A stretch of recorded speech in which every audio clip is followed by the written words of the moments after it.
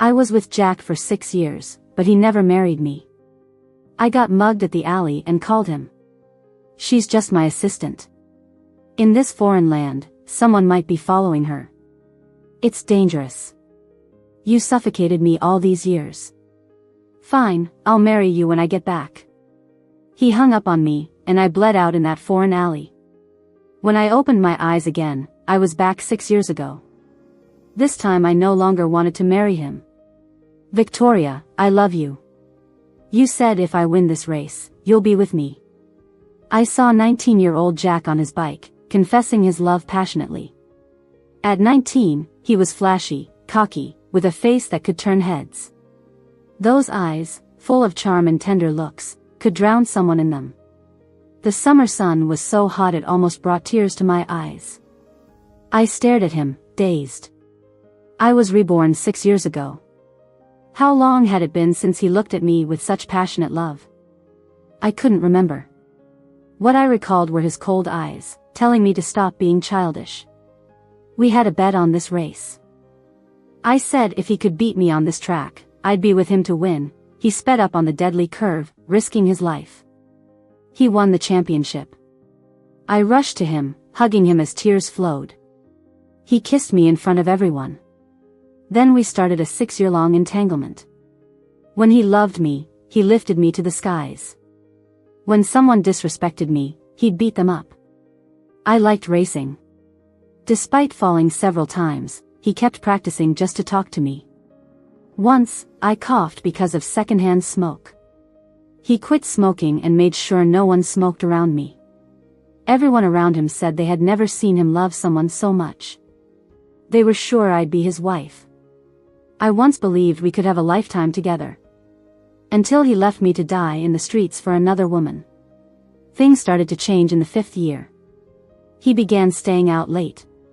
He smelled like smoke and said, "Victoria, men have to socialize. Smoking and drinking are unavoidable." That perfume scent, he claimed, was just for show. When I brought up marriage, his look seemed like I was forcing him. If I suggested a breakup, he'd show up with gifts. He'd tell me, with tired eyes from a sleepless night, how much he loved me and couldn't live without me. But he said marriage was too soon for him. He wanted to wait until his company was more successful. I gave in after 5 years, flooded with memories of his good side.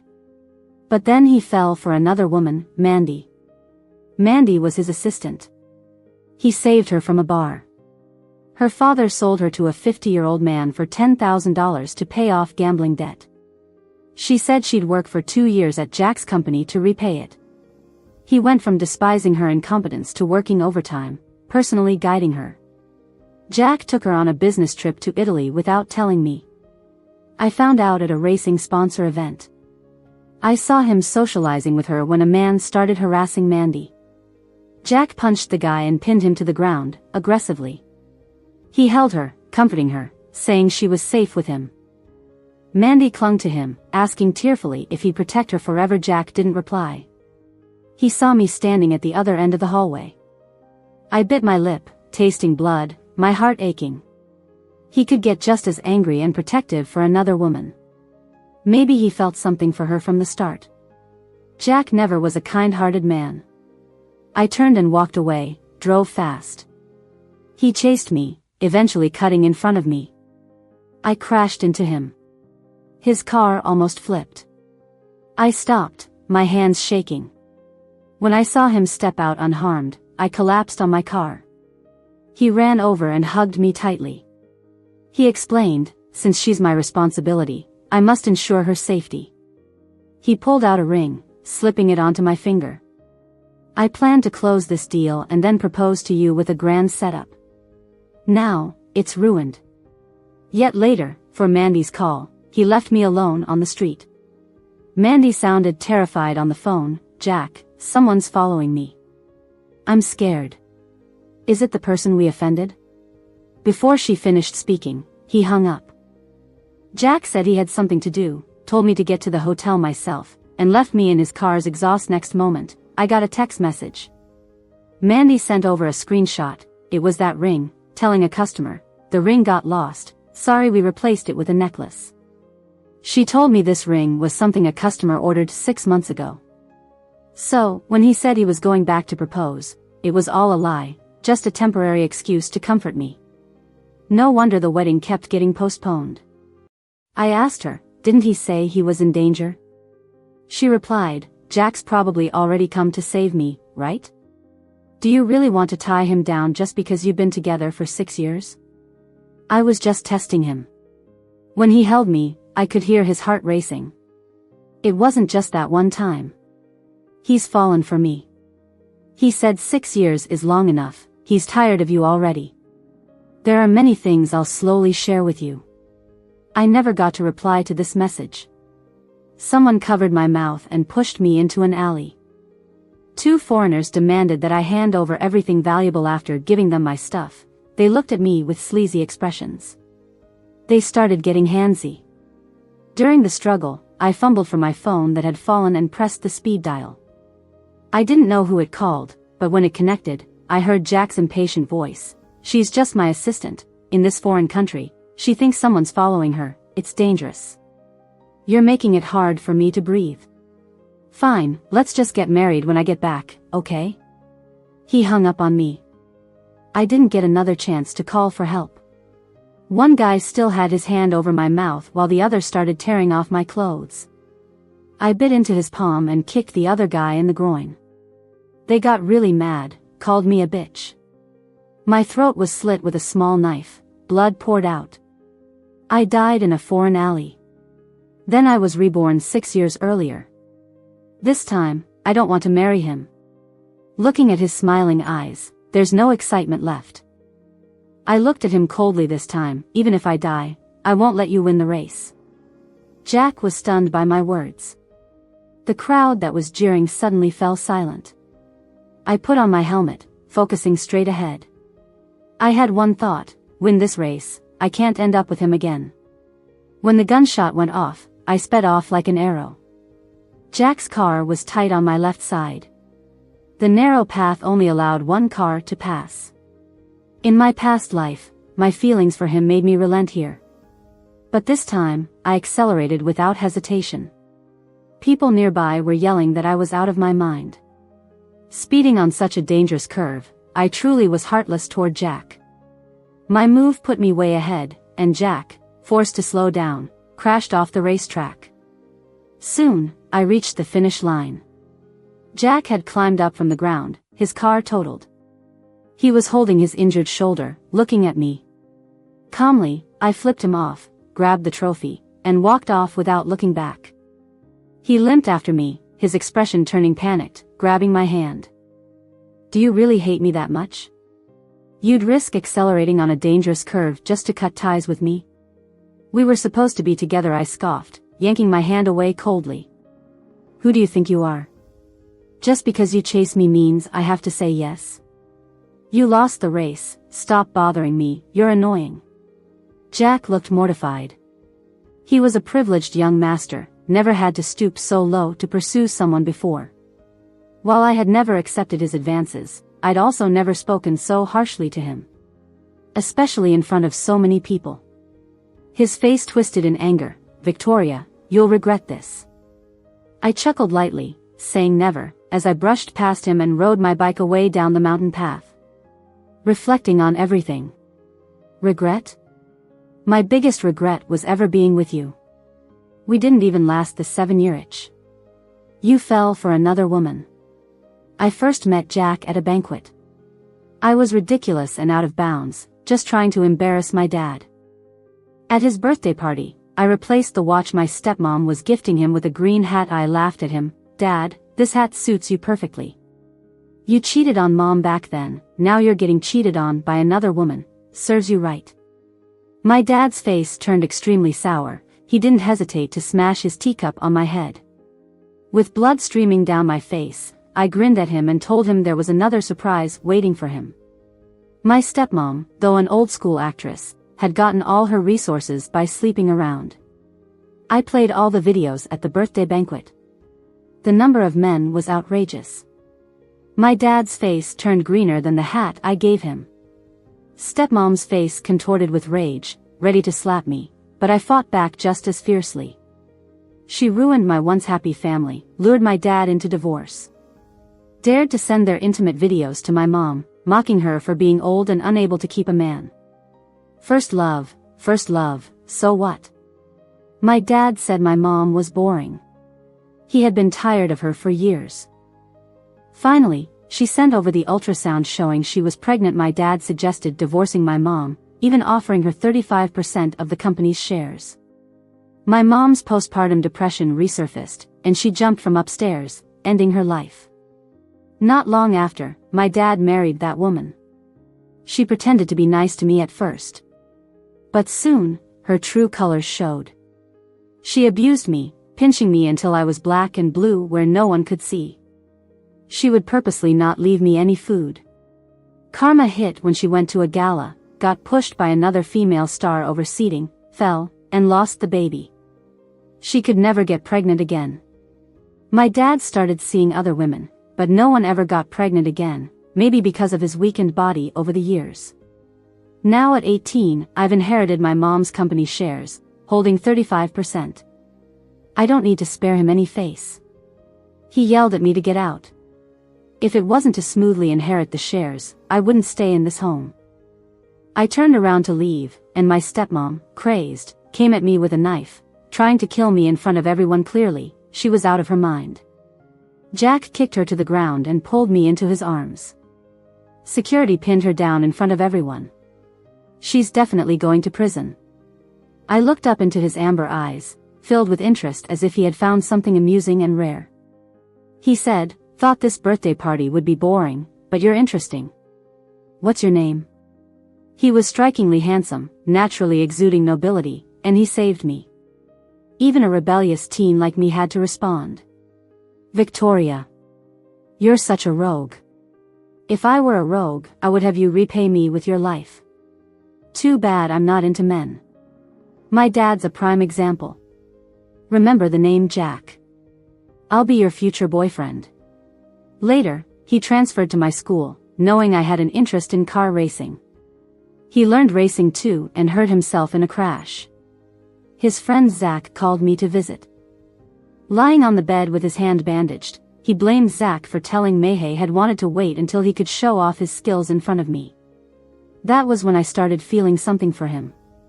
Before, others would say racing was dangerous and tell me to stop. He was the first who wanted to be with me through it. He even fought a classmate who failed to woo me and then insulted me, saying I was pretending to be noble. Jack showed up the next day with bruised lips. Zach told me he had fought that guy, knocking out his teeth. That guy never spoke ill again. I never saw that classmate again. He transferred out. Jack confessed to me on stage during our flag ceremony and got punished to write an apology.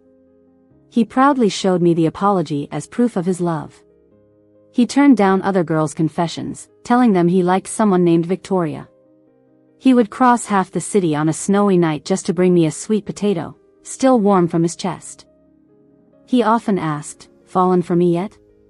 Can I be your boyfriend?" Everyone knew Jack was openly chasing Mehe loved me boldly. He showered me with endless affection, making it hard not to fall for him.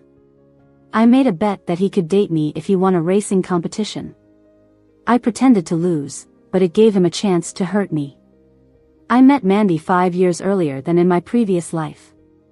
She joined our class with exceptional grades. She wore simple clothes and introduced herself with pride. She looked at me with resentment and strong unwillingness. By all logic, we shouldn't know each other, unless she was reborn too. When she sought out Jack, I couldn't help but take another look. Jack mistook it for jealousy. He treated her nicely on purpose. Sometimes bringing her breakfast, which used to be just for me. He accepted water from her during games. Smiled at her, even let her sit beside him to ask questions. He tried to show me I wasn't special. Before, I would have been uncontrollably jealous. When Mandy joined the company, I brought him dinner, worried he would skip meals and aggravate his gastritis. I saw him intimately guiding Mandy on something. They were close together. Mandy looked confused, and he looked at her, amused, saying she was silly and needed another explanation. I felt the sting of tears. He hadn't looked at me like that in a long time. He once said he would only guide me. I coldly asked, "What's this?" Then glared at Mandy, "You're here to work, not seduce your boss." Mandy looked embarrassed, eyes full of tears. "You misunderstand, Jeremy. I just had some questions." "Check my computer, we're doing the PPT." "Does it need the president himself to teach a simple PPT?" He looked at me coldly, then told me to stop making a scene as everyone else had left, and they needed the report the next day. If she couldn't handle it, there was no reason to keep her. Mandy cried, asking me not to get her fired, fearing what her father might do. He said, "Victoria, must you be so aggressive?" He dragged me away that night. We had our first fight over Mandy. I cited a woman's intuition and her bad intentions. He said I was paranoid but eventually gave in, promising to have his secretary guide her from then on, showing me the security footage for proof. But now, looking back, I felt strangely calm. I calmly looked away, closed the book, and walked out.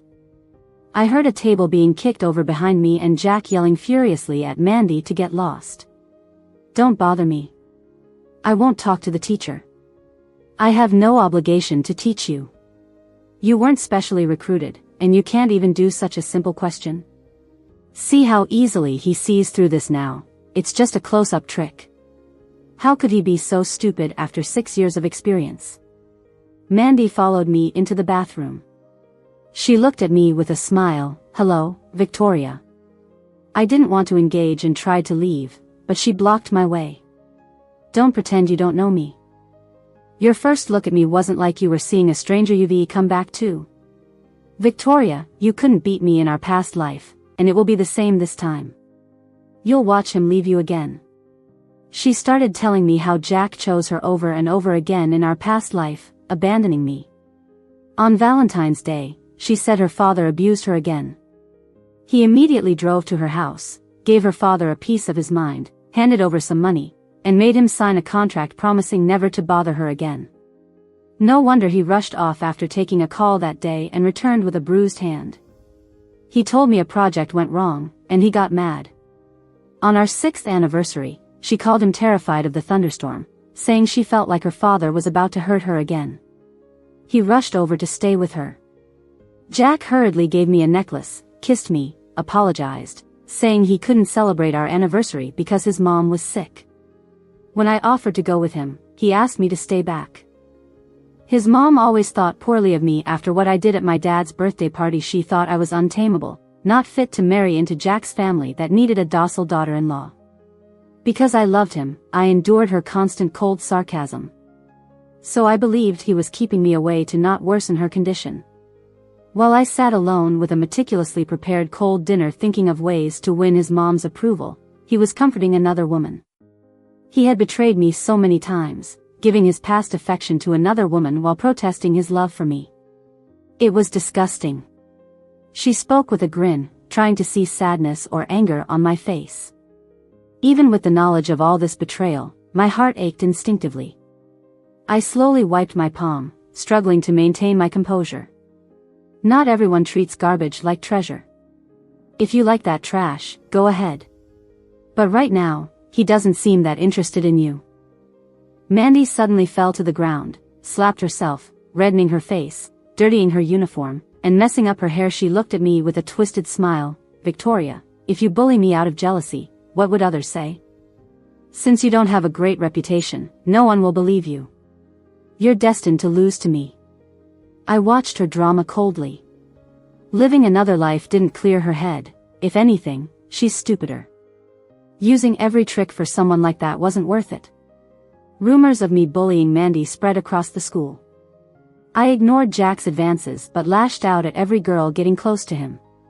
Teachers questioned me because Mandy was a top student, and the school didn't want such scandals catching media attention. But my family's influence kept the rumors behind my back. Teachers could only hint at their concerns, cautious not to offend the Victoria family. Then a media outlet exposed my supposed conduct. They blurred Mandy's face but showed her bruises, crying for help against a powerful enemy. Soon, others unhappy with me started spilling more lies. They posted a picture of me hitting someone, claiming this wasn't my first time bullying. They said I raced recklessly, endangering lives, even hitting someone, leaving them disabled and unable to race again. Even the story of my stepmom trying to stab me was spun as me being too rebellious, driving my parents to such extremes. It led to massive online attention, with my information widely shared. Comments poured in describing their own school bullying horrors. People like her give me lasting trauma, making me avoid social situations and feel deeply insecure. Do the rich get to do whatever they want? Authorities should act quickly. Such scum should be expelled permanently and have this on their record. I became the target of public outrage, with everyone demanding my expulsion. At school, I was met with guarded and hateful stares. After it all blew up, Jack approached me. He didn't care if I really bullied Mandy. He was thrilled, thinking I did it for him. He held my hand tight, asking if I cared for him. It's fake. I never touched her. He froze, looking at me like some savior. Victoria, this has gotten out of hand. No one will believe you now, but I can quash everything if you apologize to me. No way, I replied coldly. Jack seemed hurt by my attitude. His eyes turned a bit red, and he looked a bit aggrieved. I've been so good to you. Even a stone would warm up eventually, Victoria. You have no heart. Why can't you just give it a try? No need. Because I already tried. It was a disaster. Years went by, and the love he had for me faded, while mine for him grew deeper. He used to look at me like I was his treasure, saying he couldn't wait to reach the legal age to marry me so I could be his forever. But when the time came, he stopped bringing it up. Even my distant father would ask, "When are you two getting married?" But Jack would only say, "Let's wait a bit longer." I, who used to be so bold and brash, became sensitive. I kept compromising, becoming someone I hated. I became so humble that it didn't seem like me anymore, avoiding the unfixable cracks in our relationship. Watching his desperate attempts to fix things, I kept making excuses for him. He will change. After all, he used to love me so much. Relying on memories of the sweet times, I softened and forgave him repeatedly. Even though there were many clues about his infidelity, I chose to ignore them. In the end, I lost 6 years, and my life. No need to repeat the same mistakes. He looked at me with deep affection. I won't give up just like that. Just when Mandy was smug, thinking she could get me expelled from school, I invited all the media to the school and was ready to be interviewed personally. I brought in the people involved to clarify things, except my stepmother, because she was still in jail. It was shown that the picture of me hitting someone was actually me retaliating. The other person made the first move and asked me for money. The person involved came forward to clarify. Back then, because his grandmother was sick, I lent him money. He knew better than to extort me and had reformed after his time in the detention center. He now worked as a security guard at my company. He was grateful as I helped save his grandmother. The racer, who was rumored to be injured by me, also clarified that his car had malfunctioned and almost went off a cliff. I had merely stopped the car.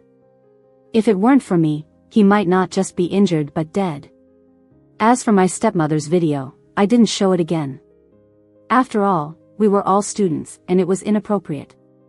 But I did show the apology letter she wrote, admitting to her past abuse and saying she deserved to be in jail. She wrote the letter hoping I would write a pardon letter in return. Of course, I didn't. Seeing that these matters were clarified, the media quickly aimed their microphones at me. Even if other things were false accusations, the school bullying incident is real, right? The victim is from your school. If it were fake, you would have brought her out to clarify too, right? At this moment, Mandy stood not too far away, looking at me with resentment about to overflow. I raised my hand and pointed in her direction. She's right over there. Why not ask her yourself? Mandy wouldn't miss such an opportunity. With tears in her eyes, she said, "I don't know what I did wrong. I just asked Zach a question. Because I'm poor, does that mean I deserve to be looked down on? Victoria, if you are bullying me out of jealousy, what will people say? You already have a bad reputation. No one will believe you. You are destined to lose to me." I played the recording on my phone, a conversation we had in the bathroom where she thought there were no cameras. I recorded it secretly when she followed me that day. I had the recording of our conversation ready. I didn't clarify at first because I wanted to see how far she would go. The bigger the fuss she made, the worse it would be for her in the end. She stood there tearfully, stunned. As she was still in shock, a man rushed in from the crowd, wearing a worn-out checkered shirt with calloused hands. He slapped her hard across the face. "Where have you been all these years? Leaving me to fend for myself." The moment she saw him, her eyes filled with terror. She trembled and called out, "Dad." This was the father who had always abused her. "I'll beat you to death. Your mom ran off with another man when you were 3. You look just like her, so you dare to run away too? Do you think getting into a good college means you can ditch me?" The man cried bitterly, talking about how hard it was for a man to raise a daughter and how she had cut ties with him. The media, seeing this, didn't pull Jeff away but instead crowded around, snapping photos furiously. Mandy, who was performing under the spotlight moments ago, now desperately tried to block the cameras, screaming for them to stop. The man grabbed Mandy, trying to take her home, saying her grandmother was sick and wanted to see her. Mandy broke free and grabbed my hand. In front of everyone, she knelt down and pleaded, "Help me. I won't compete with you anymore. I can't go back." I looked down at her and asked calmly, "The day you recorded that video accusing me of bullying you, did you not think of this moment? I'm no saint. Why should I repay your evil with good?" She broke down, got up from the ground, and tried to hit me. Jack kicked her back to the ground. She couldn't hold back her cries of anguish. "Why is this happening? I just wanted to be with you sooner. You told me you were tired of her. You said if you had met me earlier, you would have chosen me." Jack's eyes were cold as he looked at her and simply said, "Crazy." I looked at her with sadness. I didn't hate her. Because even if it wasn't her, there would be other women in the future. She just happened to come along at that time. She thought she was special in Jack's heart, not knowing she was just something he hadn't gotten yet. At this moment, I am his first love. She was just a pursuer who got close on purpose. How could she compare to a woman whom he couldn't have? She had the chance to start over, but she chose to seek out this scumbag even earlier. Her father dragged her out of the campus while people continued taking photos. Jack looked at me and told me he had Mandy's father come, so she could never appear in front of me again or bother me. I looked at him mockingly and said, "You're so despicable. You were behind the first media outlet that broke the news, right? After all, who else but him would dare go up against Victoria?" He bit his lip and looked at me in silence. After a long while, he said, "I just want you to rely on me, to compromise, to be with me. What's so bad about that? I would protect you, cherish you, love you. You're disgusting. Get out of my life." Putting me through the storm and then trying to be my guardian angel. Maybe he never loved me.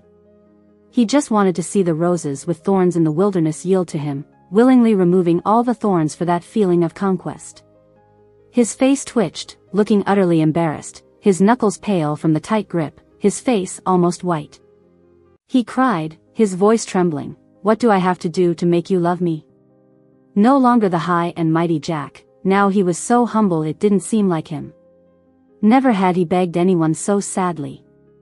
His love was true at that moment, but his fleeting affection was truly nauseating. I replied jokingly, "Then go die, and maybe I'll regret it and give you a grand burial, crying over your ashes and professing how much I love you."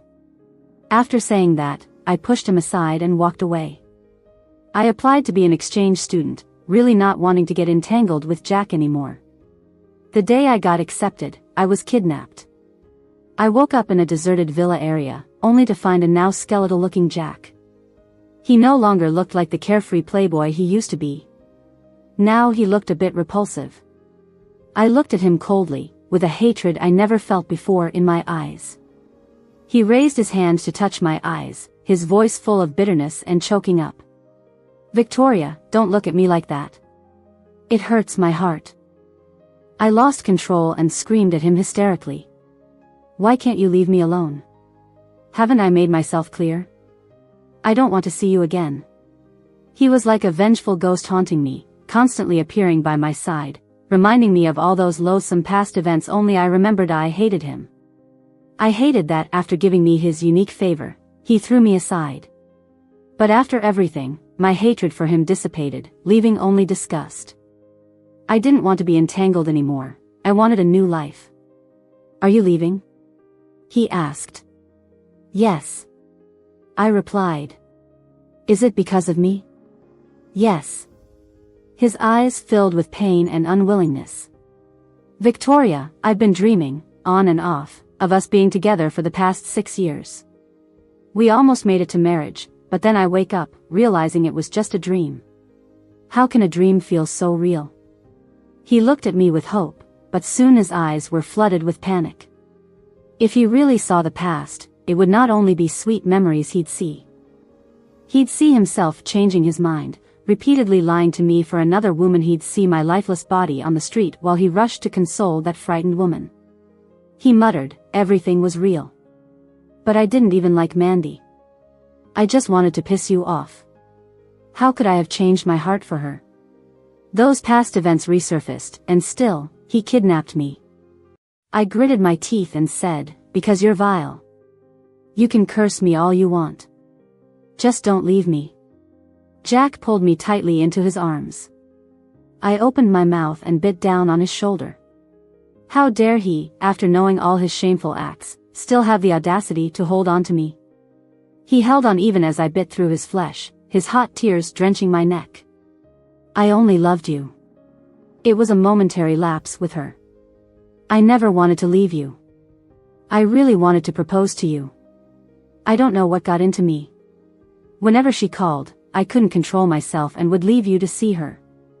I truly felt guilty." I spat out a mouthful of blood, my words as sharp as knives. "What's the point of telling me this? Jack, you're worse than my dad. At least he was openly scum. You, on the other hand, are cowardly, sneaky, like a rat in the sewer. You do dirty deeds and then lie about loving me. Your deep affection is more worthless than grass." He said he would never let me become like my mom. He knew I hated betrayal the most. If he had broken up with me the moment he changed his heart, at least I wouldn't have wasted so much time. His eyes were red and full of tears, tightly clutching my shoulders. "I just made a mistake that any man could make, but this time I didn't. In my past life, you died. After I heard the news, I was devastated. I drank all day, and the company collapsed. I got stomach cancer and within a year, I joined you. As for Mandy, she was never the person I loved. We have a chance to start over. This time, I won't betray you. I love you, I really love you. Can you stop tormenting me? Please don't leave me." He paused, took a diamond ring out of his pocket, and knelt in front of me. "Victoria, I mined this diamond myself. I designed the pattern, a rose.